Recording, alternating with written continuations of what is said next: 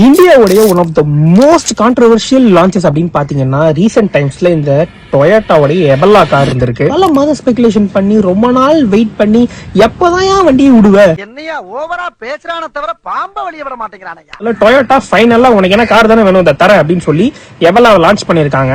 ஆனா அதுல ஒரு பெரிய பிரச்சனை இருக்கு. இன்ஃபேக்ட் ஷோரூம்ஸ்ல எல்லாம் பாத்தீங்கன்னா அந்த புக்கிங் அமௌண்ட் எல்லாம் ரீஃபண்ட் பண்ண ஆரம்பிச்சிட்டாங்க.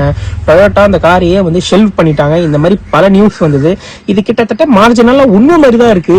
ஏன்னா நடந்திருக்கிற விஷயம் அப்படி 3.5 லட்சம் வித்தியாசத்துல லான்ச் பண்ணிருக்காங்க ஈக்குவலன்ட் மாருதி விட்டாராவை விட. சோ டெட் ஆன் அரைவலா ஒரு ப்ராடக்ட்டை எடுத்துட்டு வர்றதுக்காக தான் இதை பண்ணிருக்கிறதா நான் சொல்லல, மக்கள் எப்படி சொல்றாங்க. அபிஷியலா இந்த காரை அவங்க அன்வீல் பண்ணிட்டு லான்ச் பண்ணாம இருந்தாங்கன்னா அது ஒரு பேட் ரெப்புடேஷன் உண்டாக்குன்றதுனால இதை ஷெல்ஃப் பண்றதுக்கு பதிலா இந்த மாதிரி 3.5 லட்சம் டிஃபரன்ஸ் வச்சிருந்தா யாரும் வாங்க மாட்டாங்க.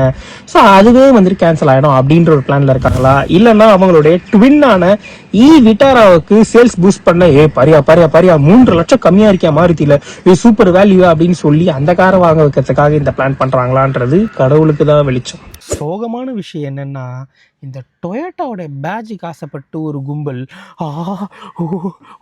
தலைவா இப்படியெல்லாம் பண்ணி அந்த 3.5 லட்ச ரூபா டிஃபரன்ஸ்ல இந்த காரை தேவையில்லாம வாங்கி இந்த ஸ்ட்ராட்டஜியில் ஒரு கொலாட்ரல் டேமேஜ் ஆகிடக்கூடாதுன்றதுதான் என்னுடைய ஒரே வேண்டுகோள்.